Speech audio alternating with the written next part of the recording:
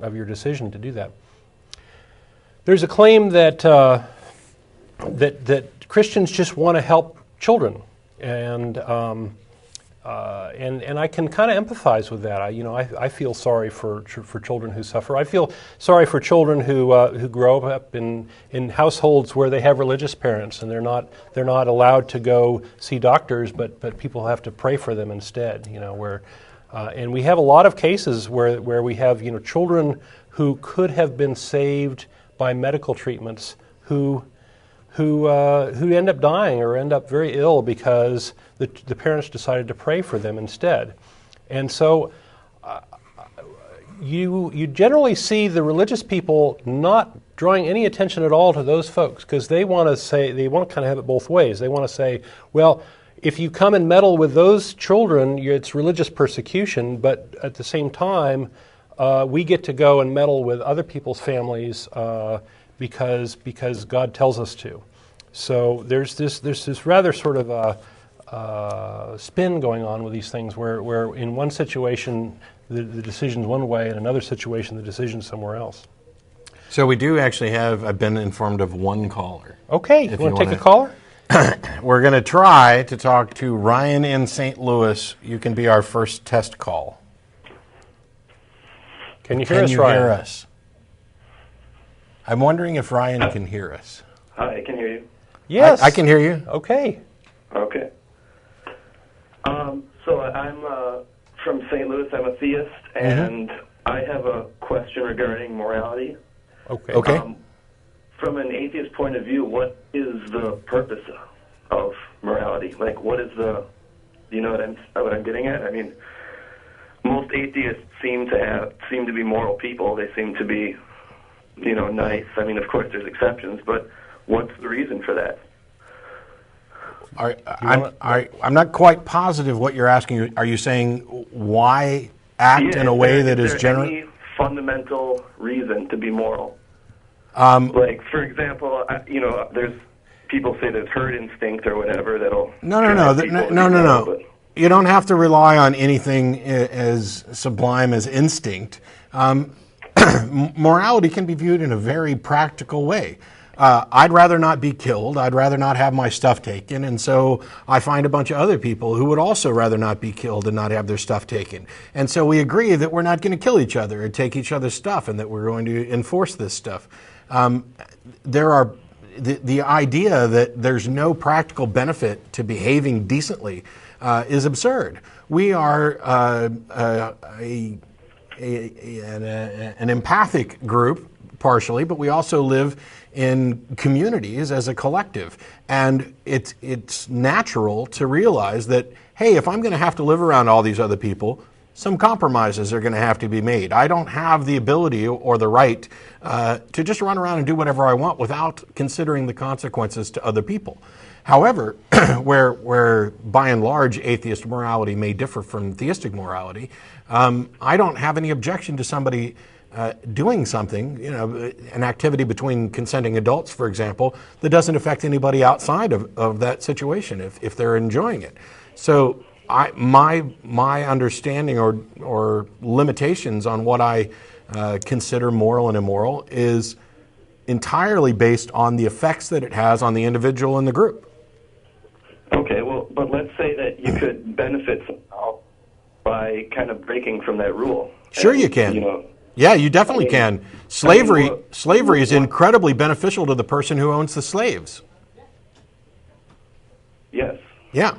And that's why, societies for the longest time advocated slavery. It's why the Bible advocates slavery, because the people back then realized, hey, we really benefit from being slaves. But all you have to do to find out where the moral problem lies is to talk to a slave who realizes that they're not actually benefiting from this. So that you have over time developed a number of core principles, one of them being this idea of individual freedoms which end when they encroach upon the rights of others.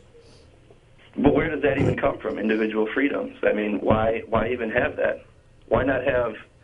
Because what if society could improve by having a very small percentage of the population enslaved and hypothetically that would make the rest of society into paradise. Okay, but now you've separated. First of all, I don't necessarily buy the hypothetical, but you've separated out two different groups. You've said this group is getting special rights and this group isn't.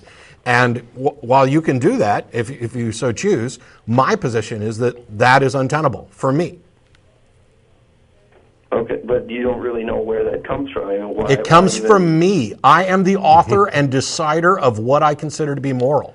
There is no need for an external source. I can assess a situation and determine whether or not I think a particular action in that situation is either moral according to my standards or immoral according to my standards. I am the arbiter. Well, as societies, we decide as a group, right? No. Well, you have your own morality, right? But correct. As a society, we have the social norms and these sorts of things. We have shared values. We have shared values, and those ultimately derive from our evolutionary past, right? We have an evolutionary history where we're smart and we can reason, we can empathize with the suffering of others, and we can understand the consequences of our actions. And people can remember when we do something bad, and they can factor that into how they deal with us in the future. So there's this notion of reputation that that comes into play because of these various factors. So ultimately, I think our morality comes from our evolutionary past and the fact that we're social species, and we have to have mechanisms to get along in order to survive. We're a better species because we're a social species. We can work together to solve problems. We can put a man on the moon. We can hopefully address hunger and these sorts of things. See, it's really easy in the areas where we agree, which is why I started with simple examples like murder and theft. Those are shared. Your moral assessments are based on your values, and value is very subjective. How much is this coffee cup worth to you? How much do you value it? How are you going to be upset if it gets broken? That's going to change based on the situation, et cetera. Some things are very easy. Other things are a little more complicated, and it is. When I go to make an assessment of whether I consider something moral or not, I'm using my values, but I am open to being convinced that I have made an error, that I have, for example, a conflict where I have this value, and they do not reconcile with a given action. For example, the idea that I value the freedoms of all individuals equally. If I were to also hold slaves, that would be a conflict. And ironically, that's exactly the position that you find a lot of religions and a lot of past cultures being involved in. Slavery being a prime example. The waters get muddy as you begin to look at the seemingly innumerable number of situations. And some things are harder to figure out. That's why we have, I'm sure you've probably seen in email or on a website, these various hypothetical ethical dilemmas. You posed one yourself, if the world as a whole would benefit if one group got marginalized, would that be a sufficient justification for it? And the answer depends on whether or not you value the freedom and rights of all of those people equally. Is your system such that it would be a violation of a higher valued ethical principle, the rights and freedoms of everyone, to do so? Well, it seems like it's pretty arbitrarily chosen, though, that you would say like all people have equality or freedom or something like that. Well, I think that's a property of the fact that. I don't think there's anything wrong with doing that. I just think it's like, why you pick that? Why not, pick some other rule or? No! It's not true. It's not true, and it's not arbitrary. We didn't just say, let's go ahead and go with freedom for everybody. We learned over the course of millennia which things really are beneficial on the whole, which things encourage progress, societal health. It's not like we flipped a coin and said, yep, we're going to free the black people. That's insane. The use of the word arbitrary and the position that these are things, like we're just picking our morals out of a hat is absolutely insane.